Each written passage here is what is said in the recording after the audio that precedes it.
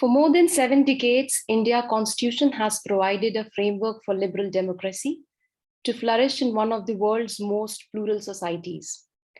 Amartya Sen has rightly said, the big thing that we know from John Stuart Mill is that democracy is government by discussion.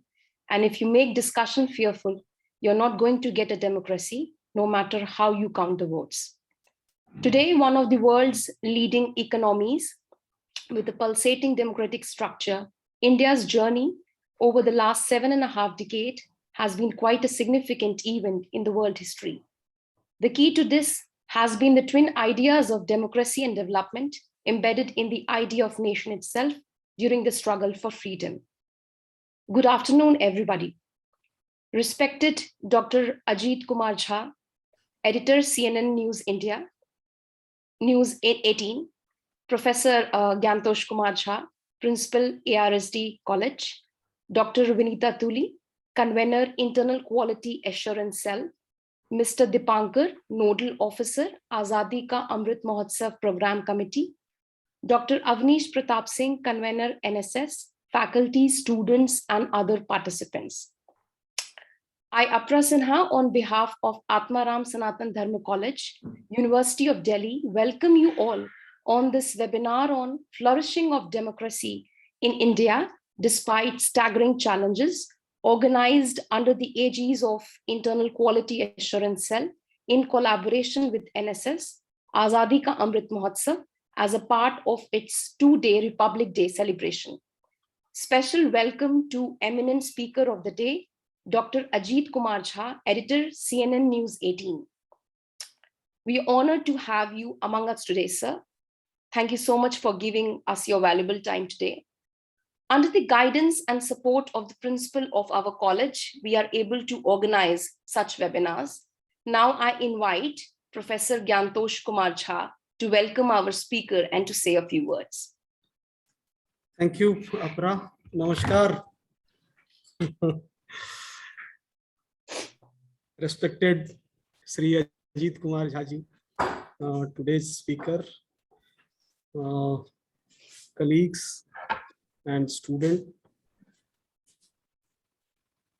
On behalf of Atmaram Sanatan Dharma College, I welcome Sri Ajit Kumar Jha ji, editors, CNN News 18, in this webinar under the flagship of Azadi Ka Amrit Mahotsav.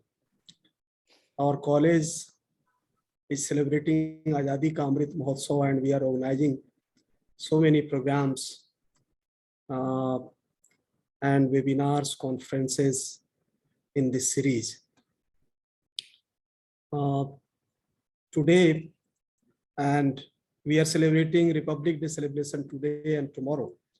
And in this celebration, Sri Ajit Jha ji has given his valuable time to deliver his lecture on a very important topic, flourishing of democracy in India, despite staggering challenges. And I think it's a very apt situation to discuss this topic and to understand how our democratic system is growing and what are the challenges for us. So once again, I welcome Ajit ji and other distinguished guests in this program. And thank you so much. Over to Abra. Thank you, sir.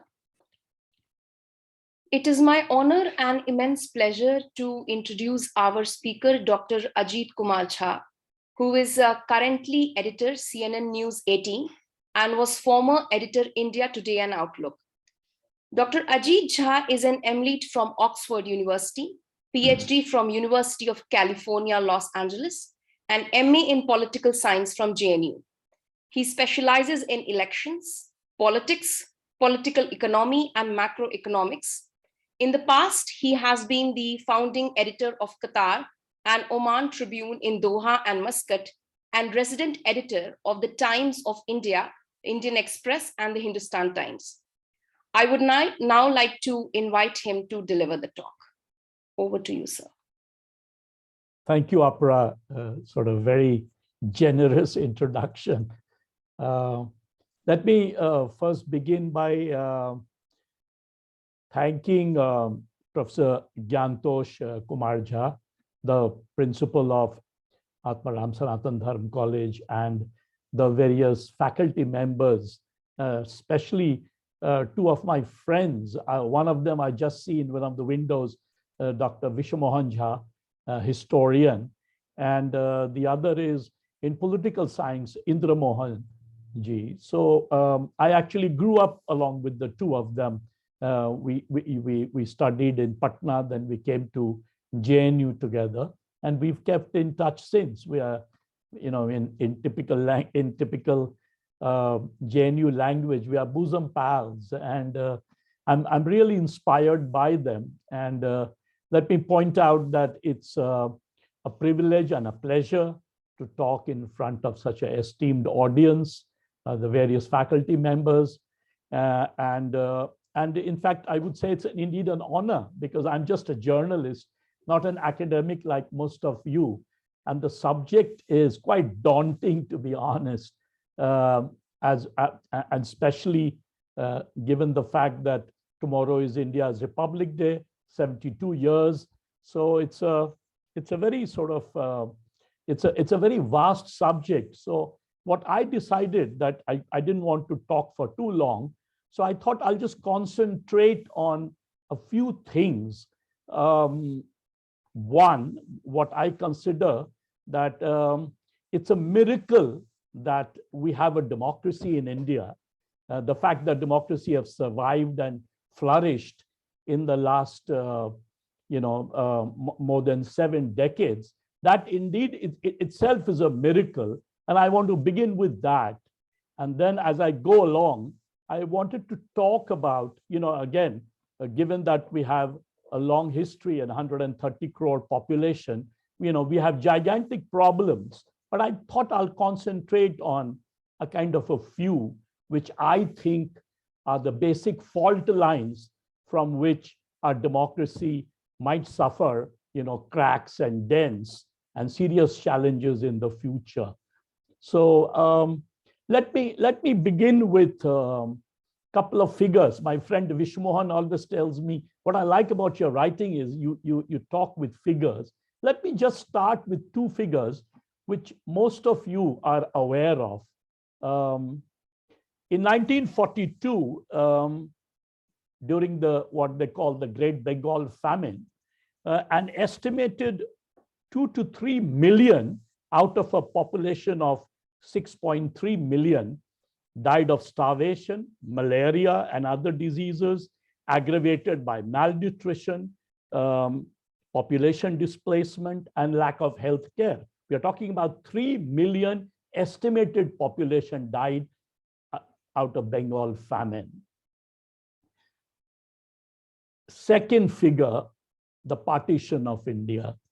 When the partition begins, almost it is estimated that 200,000 to 2 million deaths and about 10 to 20 million people were displaced during the Indian partition.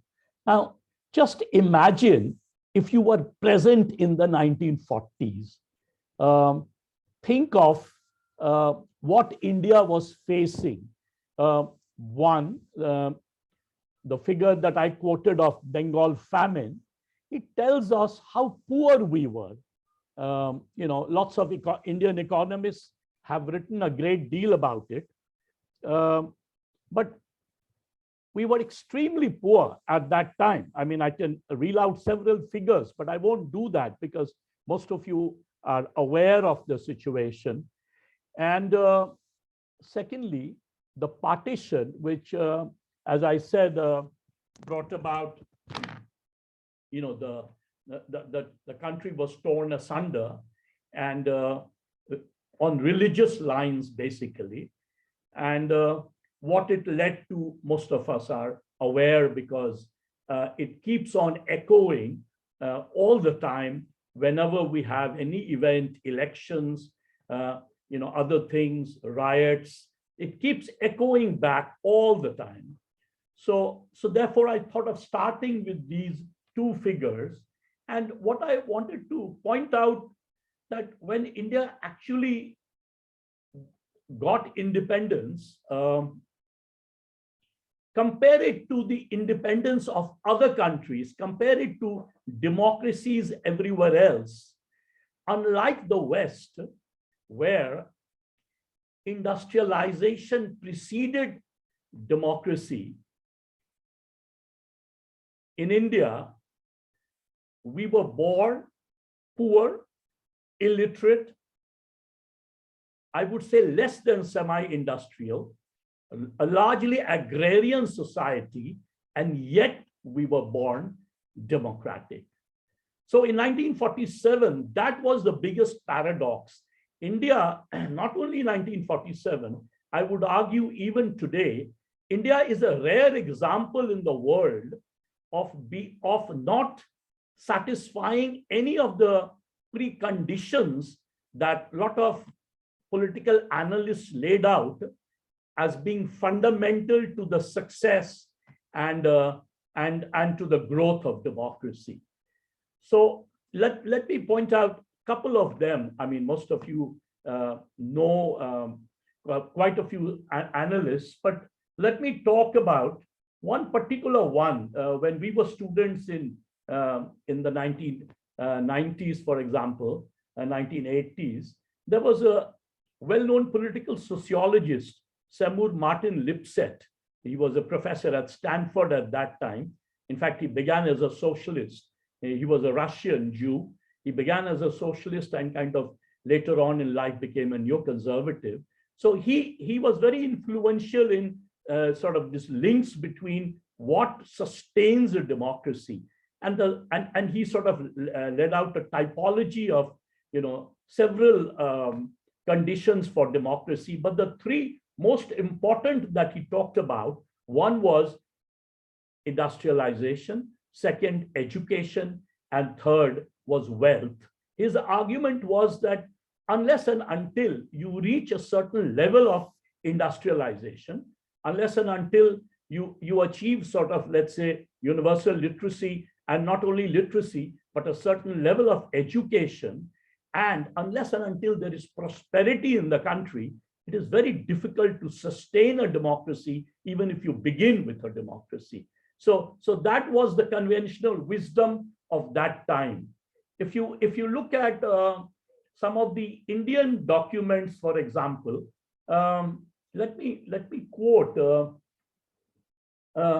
General Cloud Auchinleck. Shortly after India became free, he was the last British commander-in-chief of the Indian Army.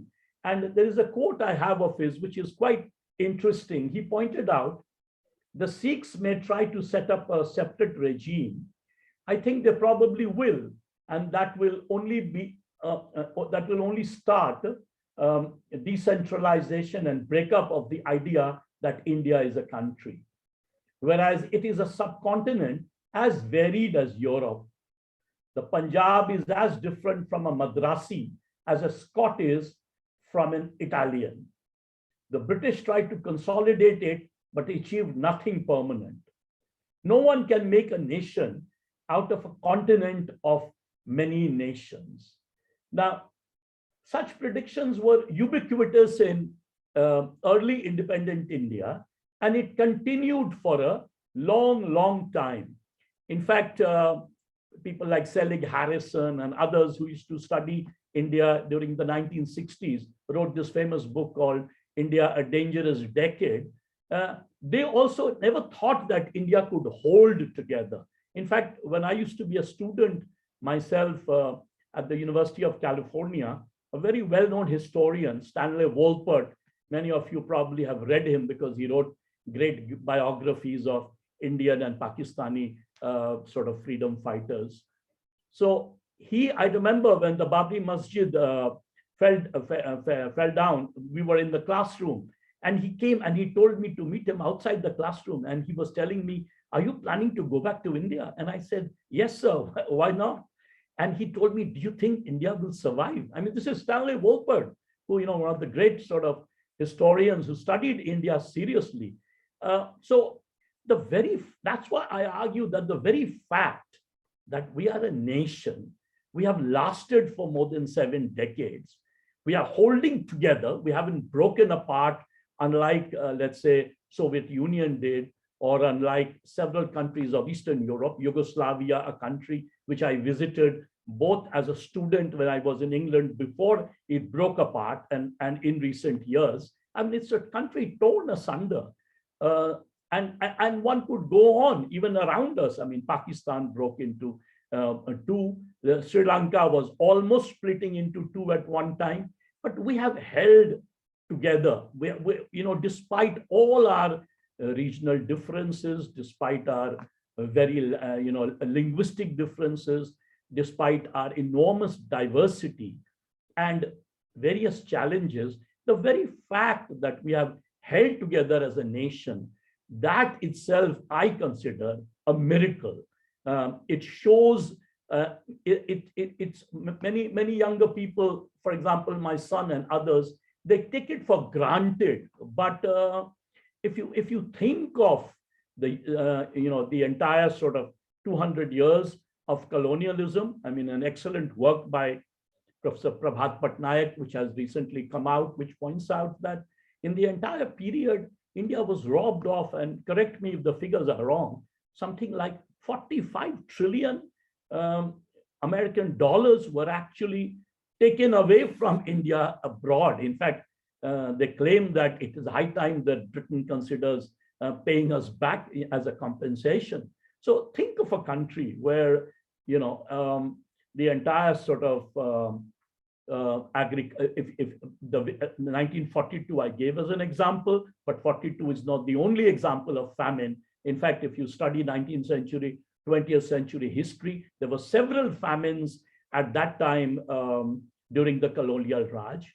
But if you take the period from 1947 to, let's say, today, India has never had a famine, although we had severe drought in 1962, 66, 67, 68. We had back-to-back droughts. Again, as recent as 2014, when Prime Minister Narendra Modi became the Prime Minister, 2014 to 2015, and 2015 to 2016, we had back-to-back droughts. In fact, I think one of the reasons why we have a farmers' movement in the last more than 1 year in this country is precisely because of those severe droughts, which led to a fall in commodity prices, which led to a relative deprivation of the peasantry, especially in North India. The great granaries of Punjab and Haryana, Western UP, but also in the South, in Tamil Nadu, for example, Karnataka, Maharashtra. These are, by the way, rich states I'm talking about, right? Tamil Nadu, Karnataka, Maharashtra. These coastal states are some of the richest states in this country, and yet you had massive agricultural deprivation in these states, and that sort of created serious conditions, of agricultural poverty, leading to farmer suicides of very high numbers. But having said that, we have never had a famine in independent India. Now, why is that important? Well, why am I stressing on that? And some of you who've read Professor Amartya Sen, one of you, in fact, you began the meeting by quoting him. If you remember, Amartya Sen points out that is a great hallmark of democracy. The fact that we've never had a famine from 1947 until today, whereas let's compare ourselves to China, for example. China, let's do a quick sort of brief comparison between the two countries. We are comparable in terms of population, or almost comparable, right? 130 crore, China has about different estimates, but let's say about 140 or 135 crore. Comparable countries. China is a little larger than us geographically, but population-wise, almost comparable. We got independence in 47, China got in 1949, right? We are the two largest countries in the world, and certainly the two largest rivals in Asia. But if you compare the two, China is a lot years and years ahead of us. Why? Because China is almost a $15 trillion economy. Some people say 17 to $18 trillion economy. We in India haven't even reached 3 trillion. So think of it. We comparable population, almost comparable arable land, where we both of us became independent at the same time, almost the same time. In fact, China 2 years after us, and yet they grew out to be a 15 to $16 trillion economy, whereas we are stuck at less than 3 trillion. So from that perspective, China is what one calls a superpower. It's almost challenging the US, but China has had a devastating famine in which several sort of millions died during the period of the Cultural Revolution when Mao Zedong was still alive, whereas India did not. And the argument that Sen and several economists who agree with him make is, one reason was because India had an independent media, a free press, which China didn't. And what is the role of free press? The role of free press is to inform the entire country immediately if something happens. Bad news, certainly bad news, maybe not good news. There's a lot of, I come from the media and I face this all the time, that you journalists are obsessed with negative news. But I'm glad we are obsessed, because that is one reason that as soon as deaths began to happen, let's say in the late 60s, for example, during 66, 67, 67, 68, 68, 69, 3 back-to-back droughts, immediately steps were taken, the entire PDS scheme, for example, and the distribution of food began. And that was one of the reasons that led to the launch of the Green Revolution in this country. So in that sense, maybe democracy's rate of growth is much less. If we simply compare China to India, the rate of growth of democracy is much less than that of, let's say, a non-democratic country. China is almost a dictatorship, a communist country. Market perhaps thrives better under dictatorial conditions, as we see, for example, I was there for almost 10 years in the Middle East, and you find that the pace with which market liberalizes is faster in the Middle East, or even some countries of Southeast Asia. But when it comes to issues of famine, when it comes to issues of starvation, and I would argue even when it comes to certain issues of Human Development Index, democracies are much better, or these help sustain a democracy, whereas it is not such a sort of serious, significant issue in countries that are non-democratic. But let me retrace my steps back here and point out that it's not only about economics that worries me. Most of my friends, several of them are market cheerleaders. They all the time compare India with China. They all the time compare India with several other countries. And they always point out that in fact, I have seen some of them are so impatient that they argue that we can never really reform India and become an economic powerhouse because we are democratic. Their argument is that democracy is actually an impediment in terms of any kind of growth in the future. I actually don't share that opinion at all. And let me actually point out that for me, the bigger challenges to Indian democracy do not stem from the fact that we are a very poor country, the fact that we are still a country with enormous amount of inequality, but from the fact that the basic fissures, the fault lines in our democracy actually stem from two other sources. And that, I would argue, that is largely sociological. The fact that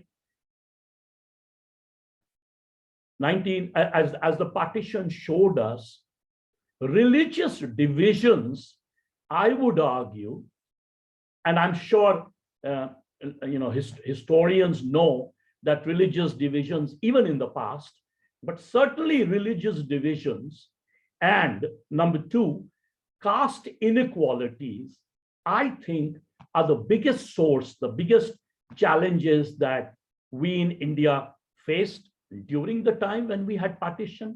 Much later on, if you remember,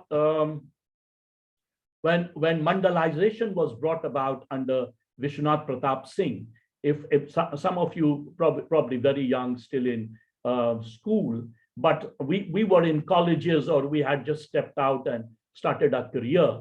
And that was, according to me, a serious challenge at that time. The forces of what, in ordinary sort of languages, the media uses the term mandal and kamandal, the way they were clashing, which erupted in the 1990s, and something that has raised its ugly head again since, to some extent, I would argue, since 2014.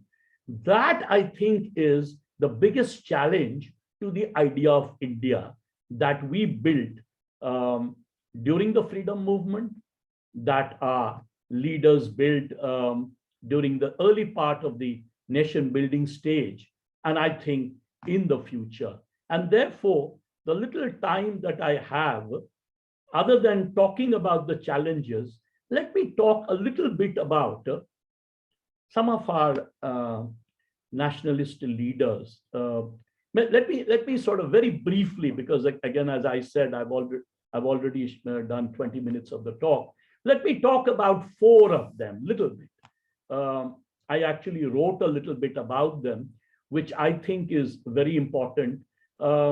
Nehru, Ambedkar, Gandhi, and Rabindranath Tagore. I feel that if you go through their writings, I feel that they were actually aware of what I'm talking today. The fact that religion, and in this case, caste, are the central fault lines that will sort of come in the future, that will sort of be the biggest obstacles to the growth of India as a democracy, to the survival of democracy. So let me sort of, for a little while, read a little bit of what I wrote, what I gleaned from their writings. What we find in Tagore, in Gandhi, in Nehru, Ambedkar, in their self-criticisms, as well as in the critical debates they had with one another. And you find a lot of this in the letters that they wrote to each other. In fact, all of them were veteran letter writers, by the way. There are volumes and volumes one can put together of their letter writings. What we find in their self-criticisms and in the critical debates with one another is what I would call a search for morality. A search for, and when I use the term morality, the question will be, well, what is morality? So before I go ahead, let me point out there are 2 German words which explain morality. I'm sure there are a lot of students of philosophy there, and some of them probably know German very well. The 2 words in German, one is called Moralitat, which is, simple morality, which is don't lie, listen to your parents and things of that sort. But there's another notion of morality. It's called Sittlichkeit. And that notion of morality is central to political philosophy. It means that when you are born with a certain purpose. When you die, you transform this world, you make it a better place, a more moral place. And how do you do it? you do it with public reason. And I think that is the notion of morality that was imbued in the writings of our sort of, the nation builders in this case, the ones that I have pointed out. They sought principles and practices through which Indians could engage in public political life to which they were now, through the presence of a state. Tagore, Gandhi, Nehru, Ambedkar each represent an important moment in the making of a tradition of what I call public reason. The creation of an intellectual space which allowed morals and ethics and the political choices these entailed to be debated, revised, decided upon. At its best moments, the arguments and ideas generated quite exceeded the bounds of nationalism. This was not merely nationalism. I think it was much more universal. Their intellectual ambitions were much greater than those who think merely in terms of a narrow Indian nationalism or identity. They asked larger questions, demanded ambitious answers. You might have heard of the term which some people, some analysts use, cosmopolitan. Especially especially when they talk about Tagore, that famous movie Satyajit Ray's Ghore Baire. I have seen sort of an analysis by several political philosophers. I won't go into the details of that. When thinking about moral questions, all four of them, Gandhi, Nehru, Ambedkar, Tagore, they did not ask, what should an Indian do? What should a Hindu do, or a Muslim do, or a Christian do, or a Sikh do? Rather, they asked, what should a moral being do? What was it right for any human what was it right for any human with moral capacities to do? Yet alongside this universalist impulse, they were also compelled to keep a vivid sense of the context of India's freedom struggle.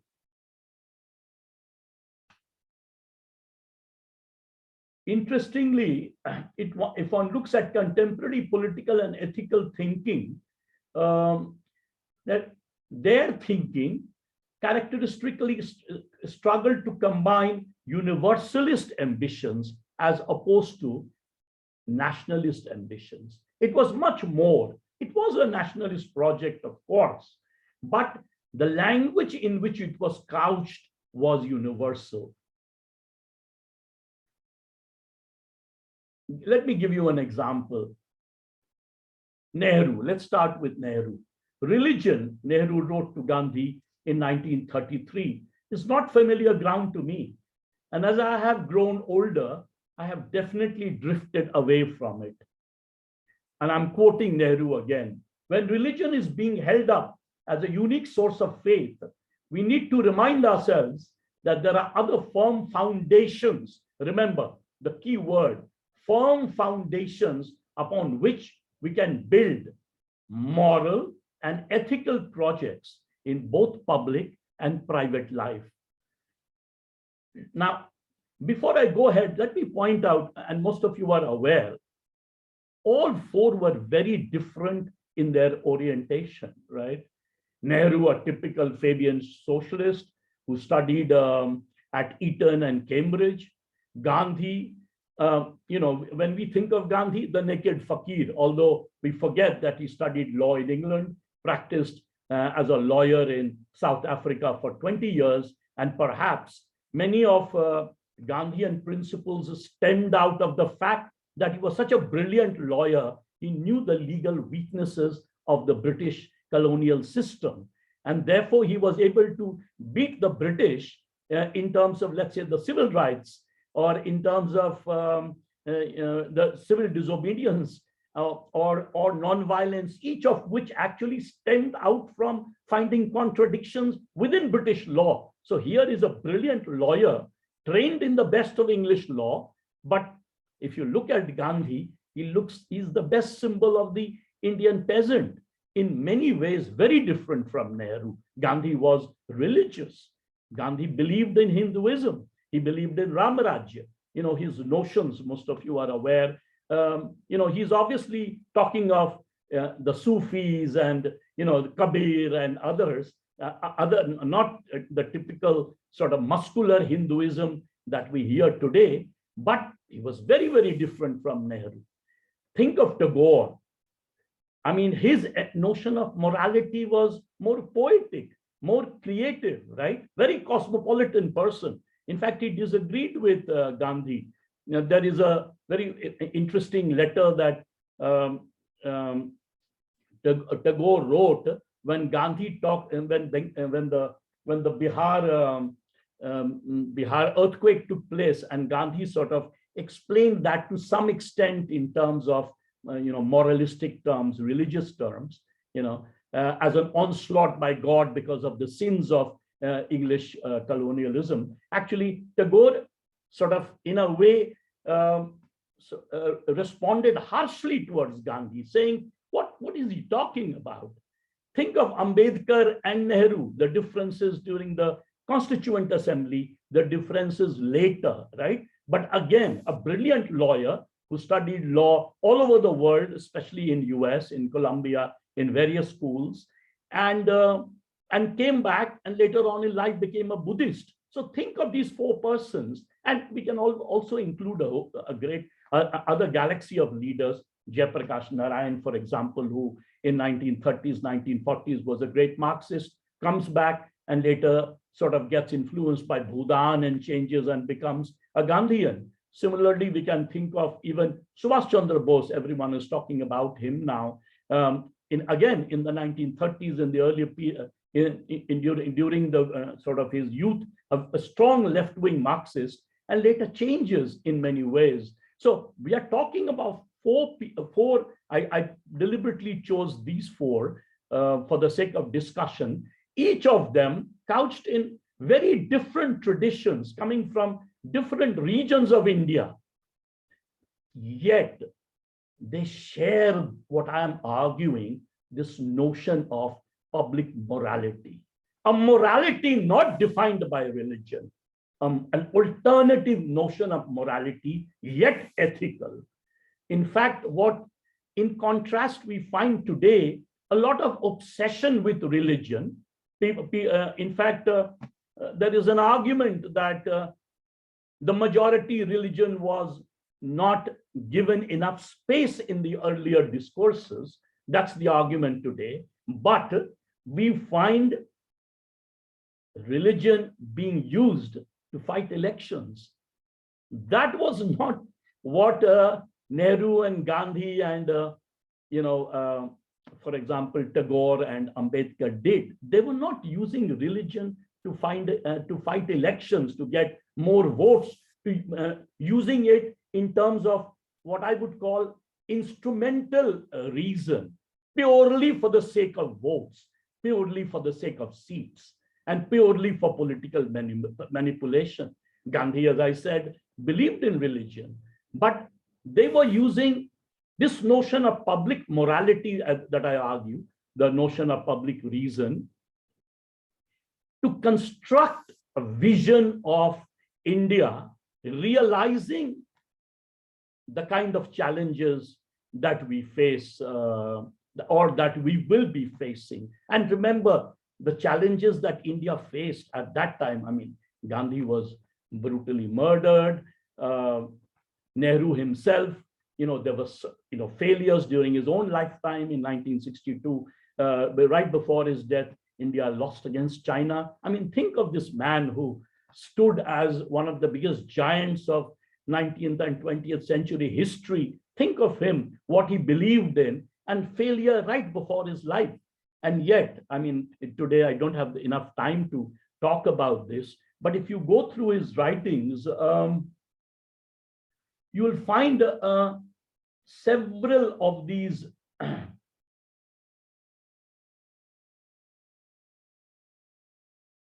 Nehru never placed his faith in religion. Let me go a little bit more. Again, let me quote from his autobiography for a minute. He wrote in his autobiography of what he called organized religion. Nehru says, and I quote, "Organized religion fills me with horror. Almost always it seemed to stand for a blind belief and reaction, dogma and bigotry, superstition and exploitation." He was critical of organized religion. He did, on the other hand, have empathy for the ethical and spiritual dimensions of religion. He writes in his while he was in Ahmednagar jail, he writes, "Some kind of ethical approach to life has a strong appeal for me." And that ethical approach and its sources he discovered in the disciplined exercise of his mind. Am I running out of time, dear? Or No, I think, Apra? sir, you can carry on. I can't hear you because I think, sir, you can carry on, not a problem. You can carry unmute on. yourself, please. Oh, sorry. Maybe I am not hearing. Yeah, Sorry. I think you can carry on. I- Yeah, I think you can carry on, not a problem. Okay, We'll okay, continue, yeah. okay. Thanks very much. Some kind of ethical approach to life has a strong appeal for me. And that ethical approach and its sources he discovered in the disciplined exercise of his mind. And by the way, this phrase that I'm using, exercise of my mind, actually comes from Nehru. Reason was not merely an instrument by which to accomplish goals. Through reasoning, moral ends and goals were themselves determined, and by reasoning for oneself, one took responsibility for one's commitment and moral beliefs. I shall suggest that the meaning of Nehru's faith, reason, and the process of reasoning are the greatest resources we have through which to create and sustain our moral imagination.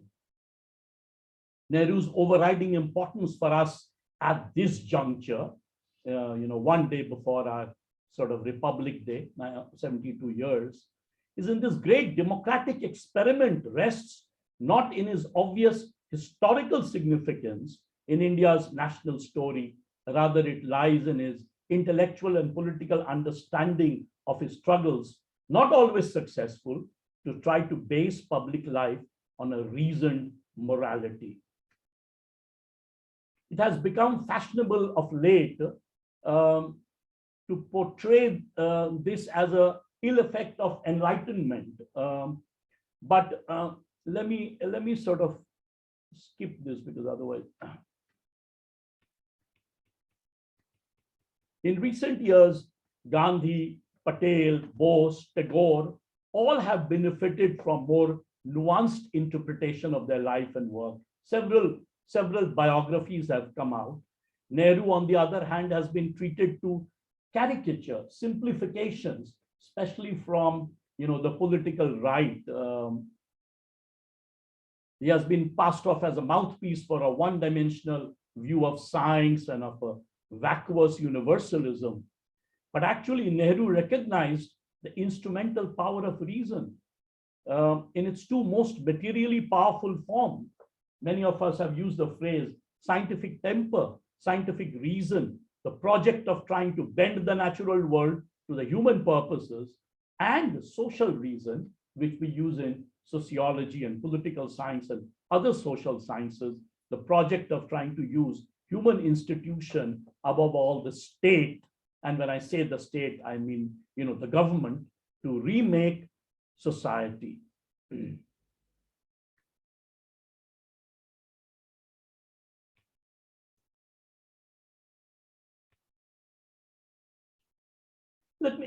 Let me sort of move away from this to a third challenge that we faced and which we tackled quite well, and it came very early, much before the two sort of great challenges of Mandal and of religion that came, let's say, during Ayodhya, the period of linguistic pluralism, as I call it.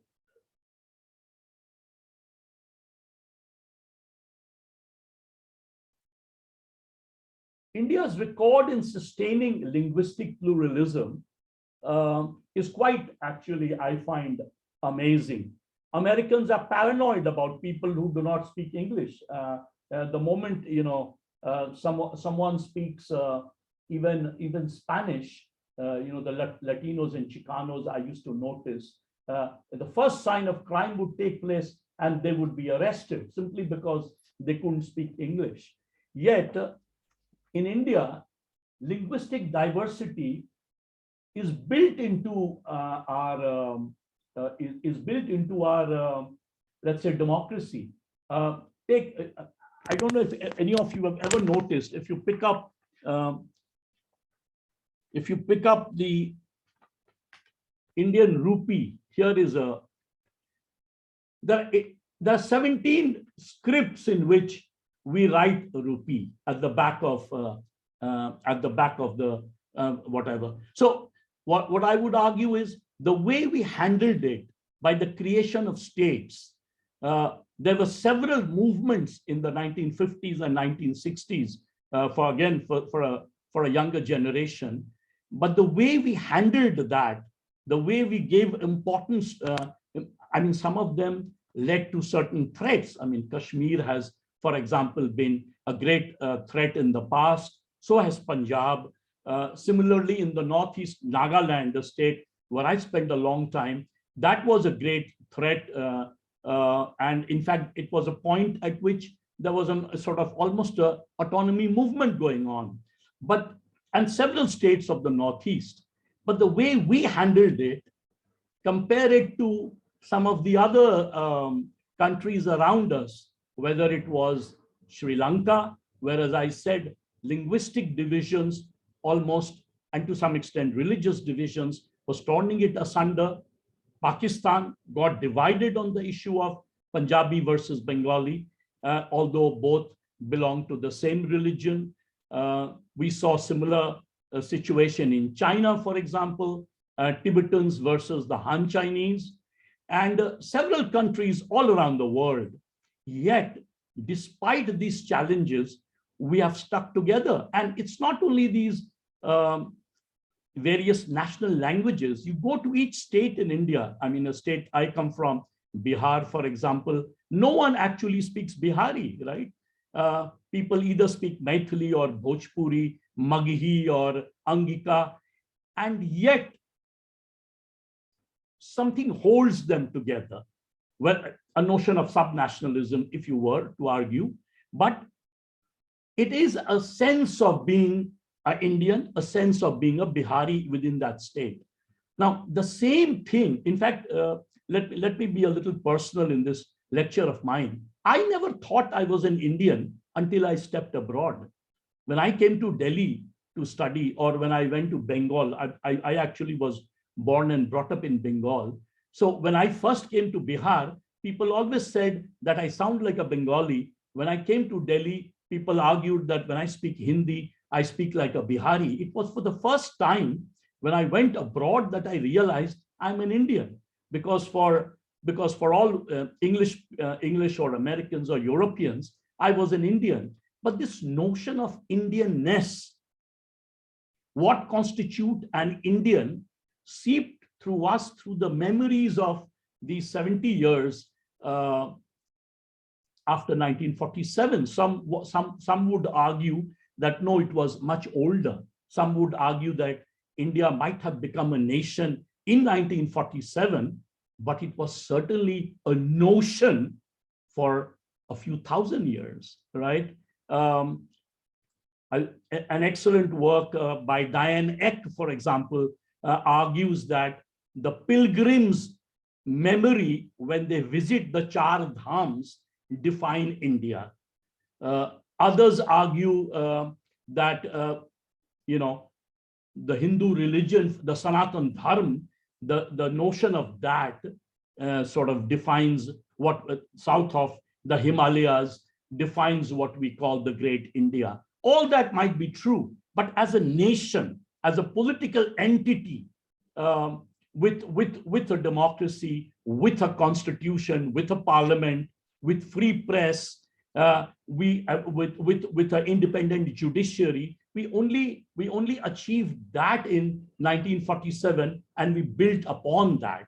And that that period, the growth of that, the evolution of that India as a nation, as I'm arguing, as distinct from India as a notion, is where I argue that the notion of public morality, the notion of public reason, grew in a sort of unfolded through the writings of our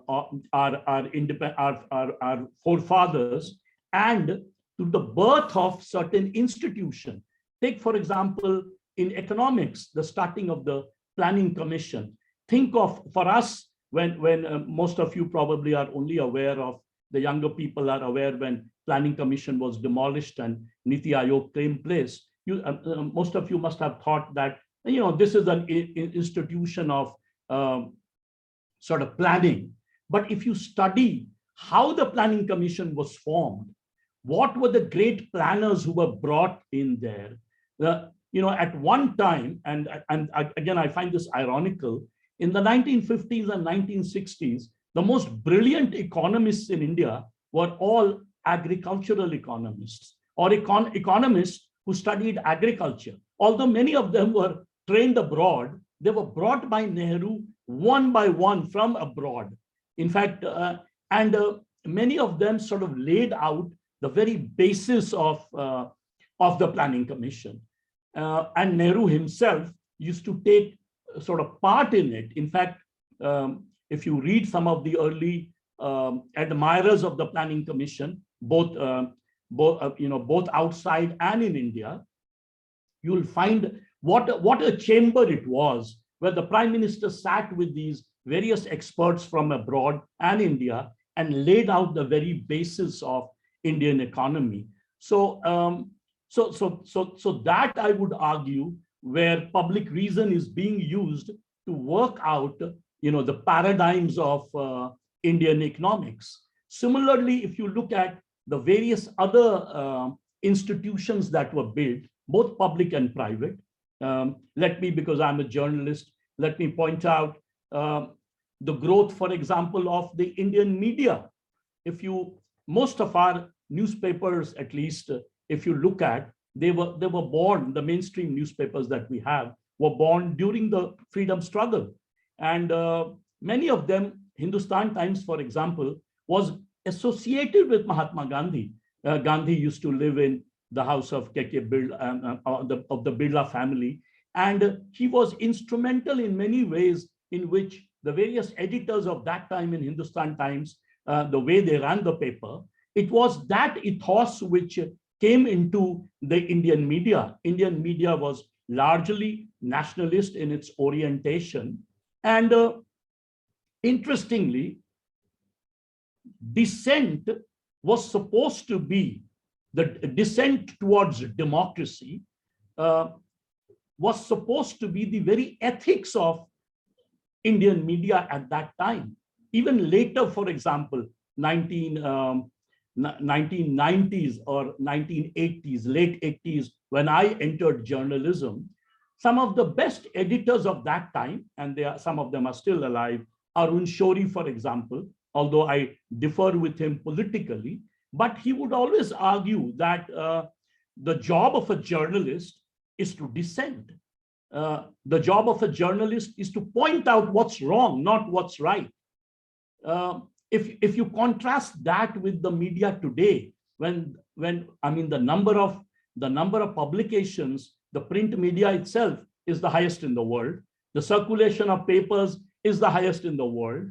The number of television stations that we have, almost the last I saw is almost 424/7 television channels, which grew basically between 1991 and today. And the social media that you see, think of the kind of enormous development that has taken place in the Indian media.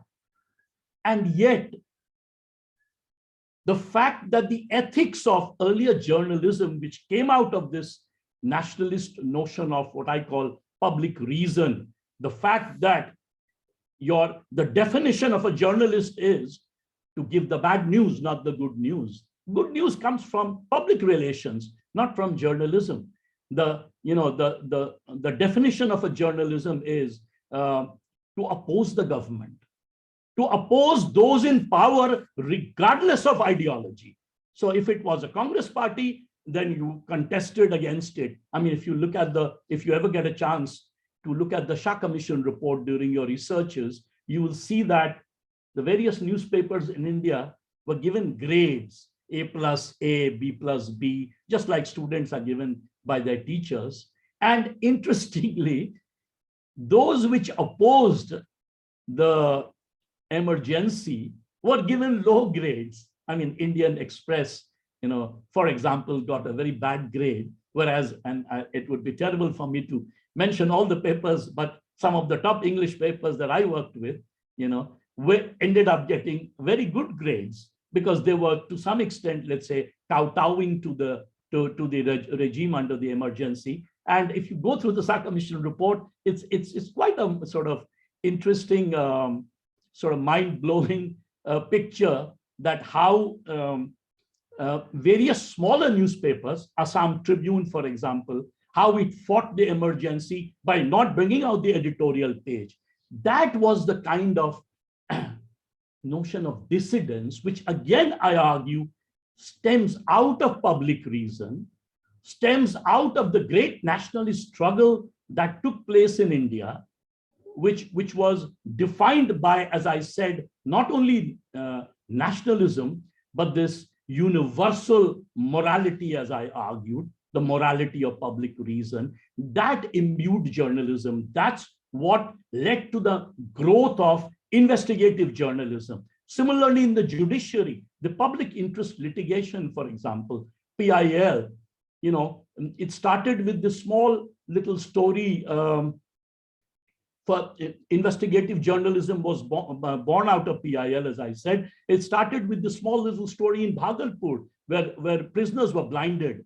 And they ended up writing a letter to the judiciary saying, ki unki aankhein tod di gayi. That was used by a journalist called Arun Sinha from Bihar, who till recently was editor of a newspaper in Goa, Nav Hind Times. And then Arun Shourie, being his editor in Indian Express, sort of amplified it. And that became the great first investigative story of Indian journalism. So again, that notion of civic duty, the notion of active civic citizenry was built into that media, which were born out of nationalism, the nationalism whose values, as I argued, was that of public reason, distance itself from religion, distant itself from other kinds of divisions within Indian society.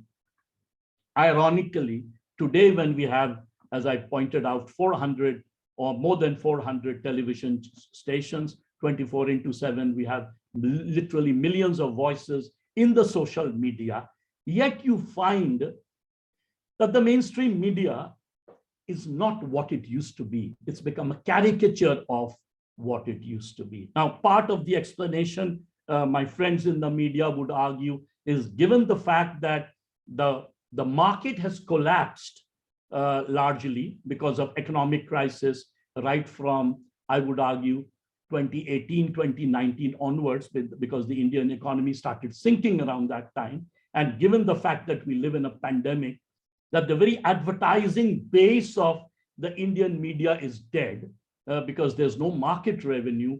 Therefore, newspapers have to rely on government for ads, and therefore they keep echoing their political masters. That is how many journalists explain it. But what about the social media? The social media is not guided by that revenue model. Television might be, which is a very expensive affair. Smaller newspapers, that is not guided by the commercial revenue model. And yet you find this attempt by the media, large sections of the media, not all, I would argue, to kowtow to the political masters. And this is also because we saw that for a while during the emergency, during 75-77 period, where the media was basically censored Today, there is no open censoring of the media, but there are subtle ways in which you actually end up breaking the backbone of the media. So that great project that was started in 1947, the building of these great institutions, as I'm arguing, of course, the judiciary, the legislature, the executive, what I would argue, the competition between political parties, all that has changed in the last, let's say, less than 1 decade. And you find, well, to some extent, there is a continuation. Why? Because earlier we had a dominant political party, the Congress, and which brought about the emergency, and it lasted for several decades. And today, again, you have a dominant political party from 2014. And I would argue that dominant political party is antithetical to the notion of a democracy. It weakens a democracy. I am not saying that the notion of a dominant political party is essentially authoritarian. I'm not saying that a dominant political party is the same as China or, let's say, non-democratic political experiments. After all, you had a dominant political party in Japan, you had a dominant political party in Mexico, and in India, for certain long periods of history, you would have had 2 different types of dominant political party at the center, and you've had dominant political parties in the state. But if you look at the phases where you did not have a dominant political party, where you had a coalition or you had, interesting competition, take Rajasthan, for example, either Congress wins or BJP wins. Take Uttarakhand, for example, and several other states in this country, Tamil Nadu, for example, either of the sort of regional party wins. You find political competition is more democratic than given the presence of a dominant party. Even in West Bengal, for example, where there was a dominant political party which lasted for over 35 years during the CPM, you found there was muzzling of voices. So what I'm arguing here is, regardless of ideology, the structure itself of the institutions, when it takes a certain character, it becomes non-democratic, non-liberal, or less democratic, less liberal. And that is what I would argue, what is happening today, that given that you have a dominant political party, which largely believes in majoritarian principles, which believes that religion can overshadow public reason, that religion becomes more important as if to were than, let's say, the Constitution. Although our Prime Minister has never said that. In fact, when he became Prime Minister in 2014, he swore by the Constitution. But I'm talking about, the environment around him, where we've heard voices where the Sambidhan becomes less important, public reason becomes less important than, for example, the majority religion. That's where the balance that was built, the notion of morality that was built by our early leaders, get dented, gets challenged. And given the fact that economically we still face Himalayan challenges, whether it is absolute poverty. Most of you who yesterday, for example, the Indian Express carried a story where they pointed out that absolute poverty has increased in this country. People who were below the poverty line has increased in big numbers, given the fact that we've had a pandemic for 2 years and most of our welfare programs have been compromised. So absolute poverty itself has increased. The inequality between urban India and rural India, which I think was was in a way, given the fact that there was a manthan going on in politics in the 70s, 80s, 90s, even the early part of this century, had kind of started becoming less, have again started aggravating. And therefore, we saw this million mutinies, this farmer movement happening. Regional inequality itself, the difference between Eastern India and, let's say, Southern India or Northwestern India, that inequality has increased despite the fact, ironically, despite the fact that some of the fastest growing states in India today are actually in East India. I mean, Bihar, for example, has a growth rate in the last 1 decade of 10%. Bengal has shown a remarkable capacity to grow in the last 10 years. So has Telangana, for example. But despite that, Orissa is another great example of spiraling growth in the last 10 to 15 years. But despite that, if you look at, and I'm not the only one pointing out, Arvind Subramaniam, a former chief economic advisor, has written on this, that despite the fact that Eastern Indian states, some Bimaru states have shown a capacity to grow, but the convergence is not taking place. In fact, there is a divergence.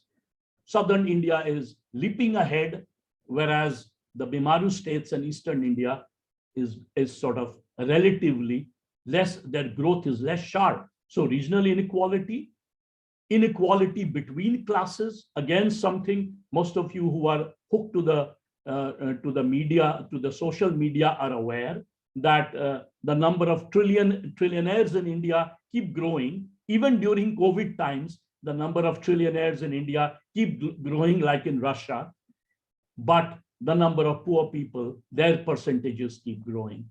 So the state, instead of trying to resolve the central problems of inequality, poverty, education, health, public health, ends up in this sort of maximizing of votes and maximizing of seats principle, use religion and caste, and the state and all the political parties in this case end up using that, thereby defying the very purpose of public morality, therefore thereby weakening the whole process of transformation, economic transformation of the country. So when you invited me for the lecture, I was very happy. I was really full of hope that we have transformed ourselves as a nation, that we are a miracle in this world, a great miracle which has survived democracy, which has survived 70 years of, as a nation, never broken asunder despite various challenges. We have progressed in many ways. For example, the number of universities, if you take, most of you are in the university, the number of universities, when I was a kid, I remember reading for general knowledge, India used to have 80 universities. Today, India has 1,100 universities, 1,067 universities, which is tremendously high given this period of, let's say, 50 to 60 years, the growth of universities, the growth of secondary schools and elementary schools is very, very high. The number of colleges we have is almost 51 to 52,000 colleges in this country. So there has been a rapid expansion of education. If you take, for example, women, an area that I did not touch upon, gender imbalance, for example, there has been remarkable transformation again. Let me just point out two figures here. One is the literacy growth.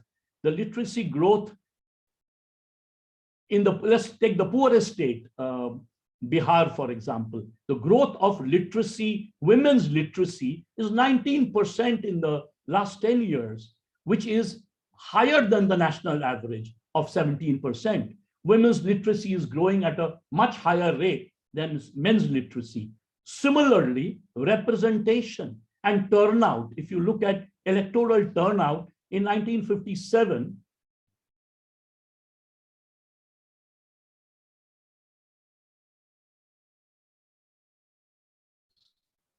the difference between men and women turnout figures were 17%, 15% less the average compared to that of men. Today, if you look at turnout rates itself has increased from 40% to an average of, in the last two elections, 2019, 2014, almost 65 to 67% turnout. So massive increase in turnout overall, and more women are voting than men. So that 17% gap has transformed. But if you look at representation, for example, in parliament, if you look at representation in the various assemblies, not much change has taken place. Unlike, for example, if you look at the OBC representation, if you look at even Dalit representation, Dalit representation has been kind of constant given the fact that it has been under a reserved sort of category. But if you look at OBC representation, as more and more socially and educationally backward people entered the political arena, the representation of OBCs have gone up sort of quite a bit right from the 1980s till today. But if you look at women's representation, if you look at minority representation in parliament and in the assemblies, that has declined. Now, again, if you look at, as I mentioned, women, if you look at two figures, if you look at the number of young girls who have gone to university and gone into the workplace, there has been a massive increase. But if you take overall women numbers in terms of their numbers in the workforce, drastic reduction. And the drastic reduction has happened not in the educated women's workforce, but in women who work in the fields with greater and greater mechanization, use of tractors and other kinds of harvesters and things of that sort. You find the number of women working in the fields have gone down, and as a result, the gender representation in the workforce have gone down. So we have made great strides in the last 70 years in many respects. And I did not talk about, most of you are aware of how Indians have done so well in the diaspora, the IT sector, and the various other sectors. I didn't want to, because as I said, the job of a journalist is to give you the bad news, not good news. But going back to the first formulation that I made, that despite the fact that we have seen the staying together of India, the flourishing of its democracies in the number of elections that we have, we've been an exception. It's been a miracle indeed. However, the challenges emanating from what I pointed out, the three main, what I would call fault lines of India. First, the economic one, the fact that we are still largely an agrarian power, that 66% of our workforce and 50% of our workforce and 66% of our people are still dependent on agriculture, makes us a different kind of exception, a failure rather than a success. The fact that there is great regional inequality, the fact that there is a massive inequality between urban India and rural India, that is a central challenge to our economy. And education remains, although we have made great strides in education, that remains a challenge. But the central fault lines of Indian democracy will always remain when, if we go back to the realm of religion and caste, which will tear us asunder, something that did not happen in the last 70 years. Let me end here, and thank you very much to the organizers. Yeah, thank you, sir, for this enriching talk. Well, much has been said. We have a few questions. Participants are requested to either write down their questions or raise their hands, whatever suits. So the first question we have is from Anshika Gupta. And she says that, do you think that the current religious polarization will have long-term effects? You want me to answer, or you want me to take other questions, Afra? Okay, so I think because there are only two questions, so I think it's better to go with this one, and then I'll talk about the other one. See, will religious what is exactly the question? The question is that, do you think that the current religious polarization will have long-term effects? Religious polarization has always been Achilles heel of India, right from the time we became a nation. We grew with a partition, right? And the whole of partition took place because of religious polarization. Religious polarization in various eruptions, like communal riots and killings here and there, has happened all throughout this period in the last 72 years. So I don't want to point out that religious polarization has started today. But what has happened is, in the last few years, less than 10 years, for example, or if some people sort of trace it to the falling of Babri Masjid, religion seems to be imbuing our state itself. The state, which was an embodiment of public reason. There might have been sort of failures of the state here and there, but the ethics with which we ran our country, the administration, for example, the civil services, the police, for example, there might have been police failures here and there. I'm not talking about that, but the media, for example, the judiciary, for example, they ran with a notion, as I argued at length by quoting our sort of national leaders, the notion of public reason, that seems to be disappearing. And the fact that there is what is gaining ground, a new consensus is gaining ground, which challenges the very idea of India based on public reason, based on a certain morality, not derived from religion, and yet very important in terms of public morality. It seems is changing. And that, I think, in the West, in the experience of other sort of countries, has been disastrous. Europe, if you look at the history of Europe, I mean, religion for a very, very long period sort of drove Europe asunder. And we actually, India, we became in a way a template for European Union. Because if you look at our states, I mean, India is what, like 28 or 29 states and so many, altogether 35 units that we have in this country. Many of them are much larger than European countries. Uttar Pradesh, for example, in terms of population, is even larger than Brazil, right? 22 crore. I mean, or some people estimate 24 crores. That's almost like 2 to 3 crores larger than the Brazilian population. So we are a very large country. Now, the point is that if you try to bring religion back into the public realm in various ways, that becomes a serious threat in trying to hold India together. That is what I am arguing. It has, as I said, it is not that it has happened for the first time, but the replacement of public reason with religion, if this were to continue, I think we will be heading towards a serious problem. The other point I wanted to make is that there is an interesting relationship. I couldn't go at length, but there is an interesting relationship between religion and caste. The moment you pull one into the public sphere, the other just enters. I mean, take the recent Uttar Pradesh election.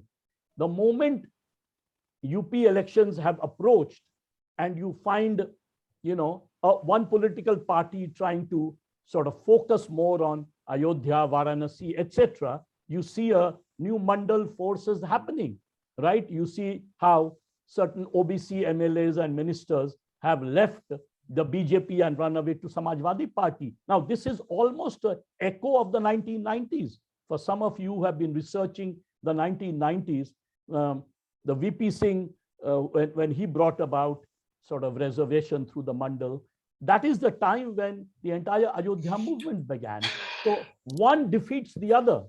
These are they are very interesting part of our civilization. You know, caste has had some people would argue, Professor Rajni Kothari used to argue at one time that if we did not have caste, we would not have a unit of mobilization, which functionally makes sense. I disagree with it, but what he's arguing makes sense in some ways, that in contrast to Africa, which did not have a unit of mobilization, India had a unit of mobilization. Or sometimes caste represents a class-like inequality. So for example, if you end up doing welfare activities for, let's say, poorer castes, that sort of enhances public wealth. So in that sense, it's wonderful. But if you play politics with it, if you play politics with religion and caste, that drives a democracy asunder. It happened in Europe. It happened in the subcontinent. It happened in Pakistan.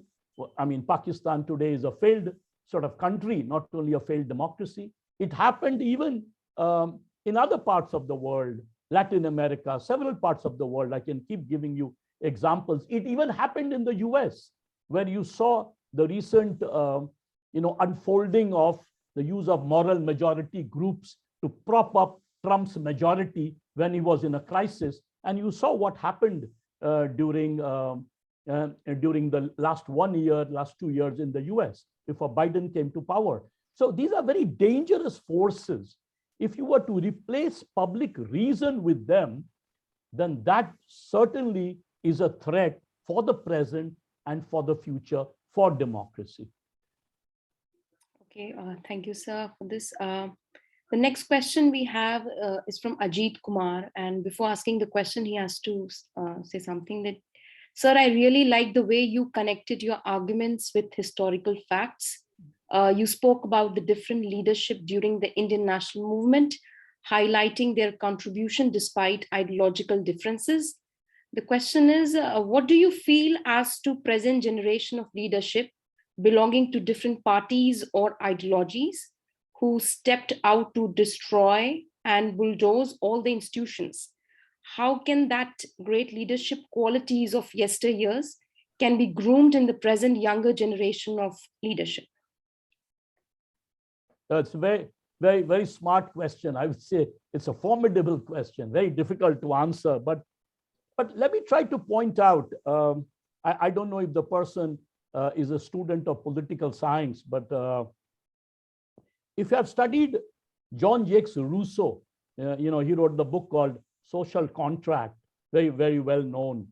And Rousseau points out that if you take a legislature or if you take a parliament, there is a fight between two political parties, let's say, or several political parties, but let's say there's a debate between the two sides. But there is a certain assumption in that debate. And what is the assumption of that debate? The assumption of that debate is that whoever becomes the majority and wins, the minority will listen to it, right? And that could change. So majority M might end up becoming a minority tomorrow, and someone else will end up becoming a majority. And so the majority principle by itself, the fact that the will of the majority will prevail for a little while, that assumption is a consensus across the legislature. Now, similarly is the political space. The fight between political parties, of different ideologies, different arguments, different persuasions, that is all right if it is done within a certain decorum and a certain assumption which constitutes, in this case, what I called public reason. If that competition breaks that public reason, that's where democracy is threatened. Let me give you an example to explain what I'm trying to say. I spent almost a decade in the Gulf countries, in the Middle East.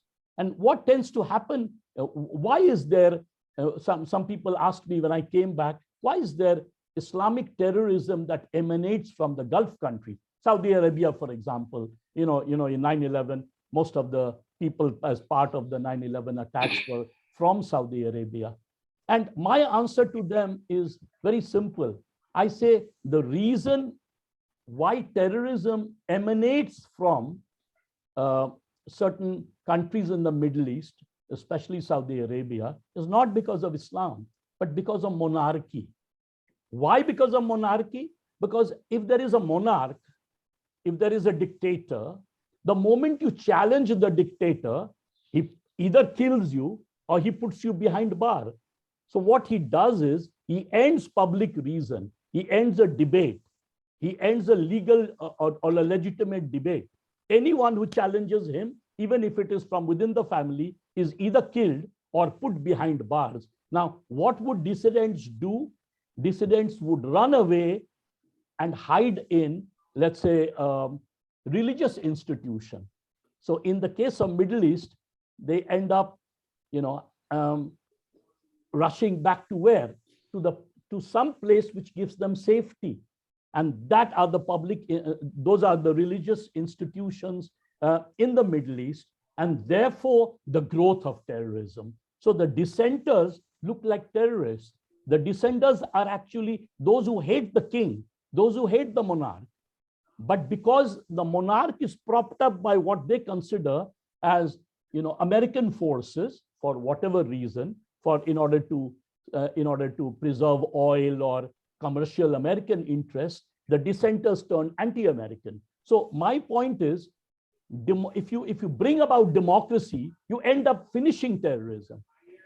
The longer you keep monarchies, the longer you allow dictatorships, the more and more terrorism you have, which is mistakenly seen as sort of Islamic in character.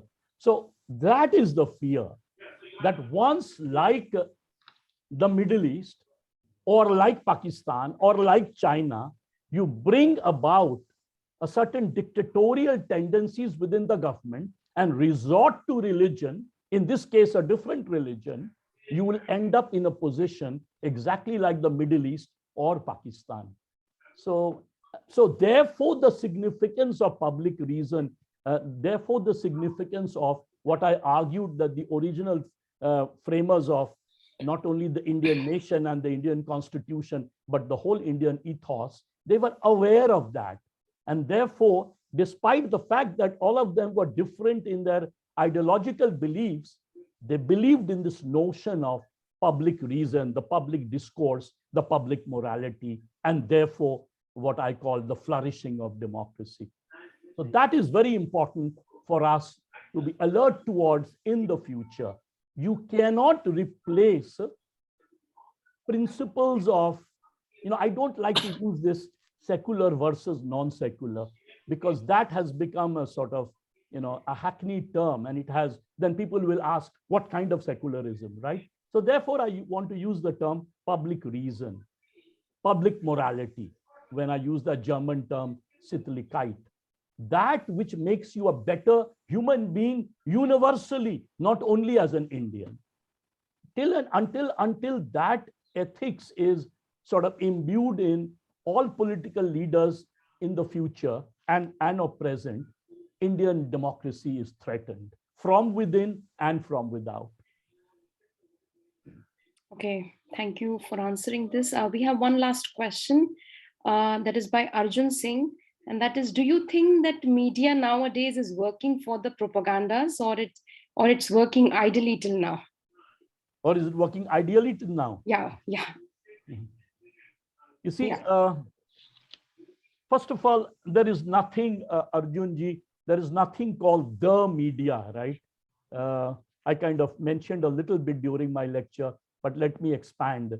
We have almost the highest number of publications in the world.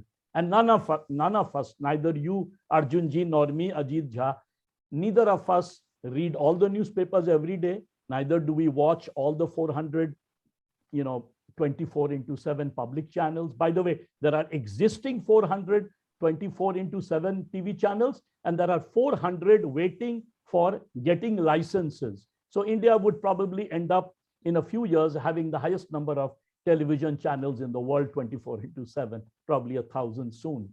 So television, newspapers, and social media. Think of it. Every moment you have a new one coming up. None of us read all of them.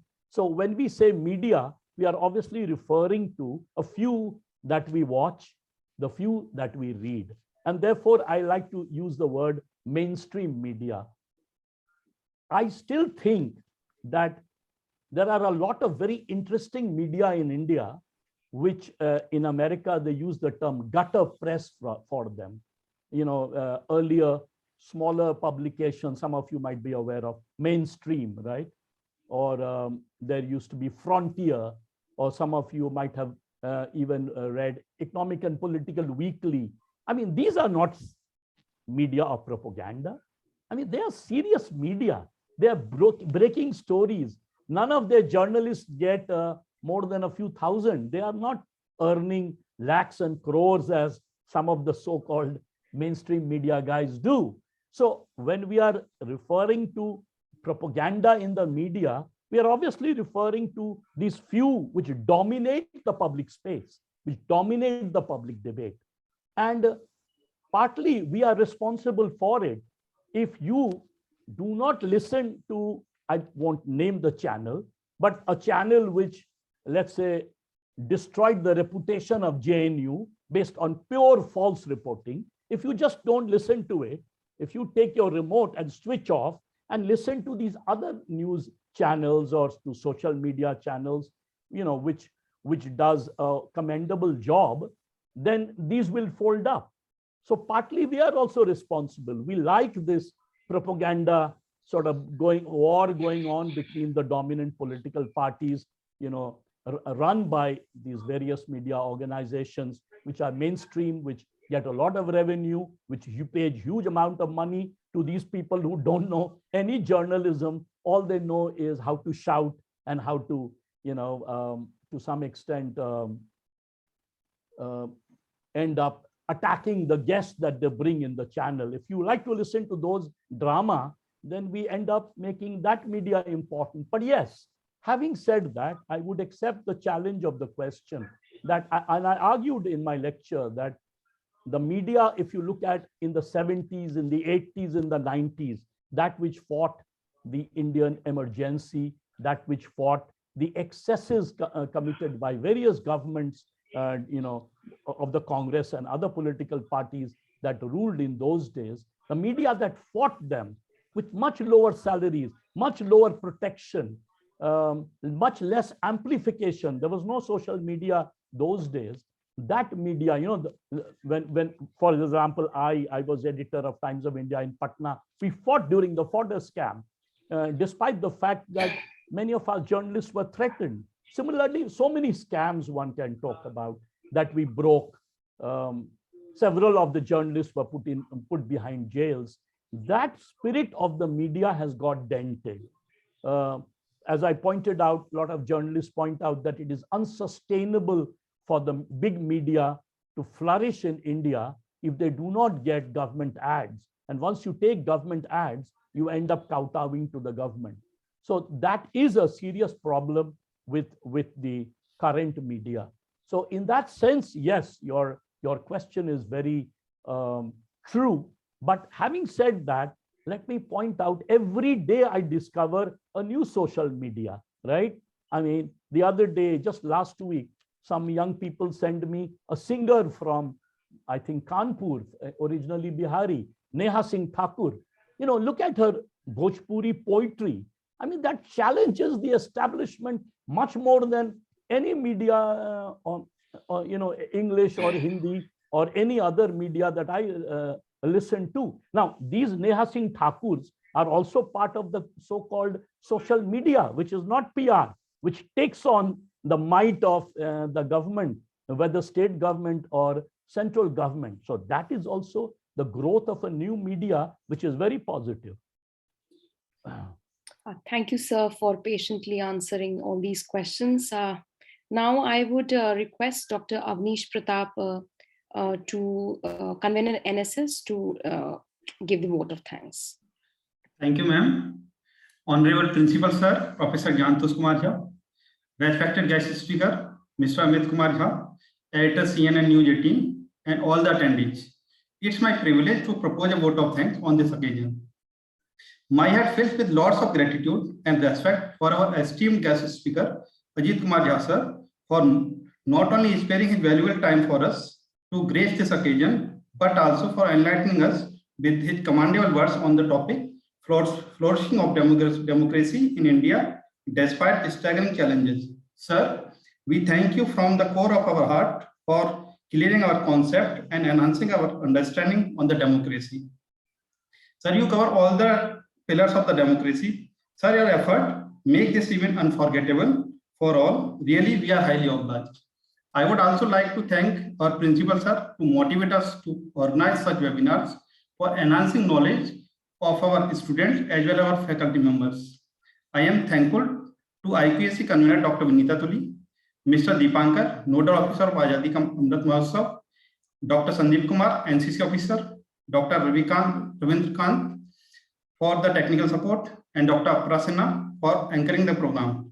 And lastly, I would like to express my immense gratitude to amazing audience who stayed active and interactive throughout the session. Your participation is greatly appreciated. Thank you all. Thank you very much. Thank you, Avnishji. Thanks a lot. Thanks to the entire audience and for this wonderful opportunity. Thanks, sir.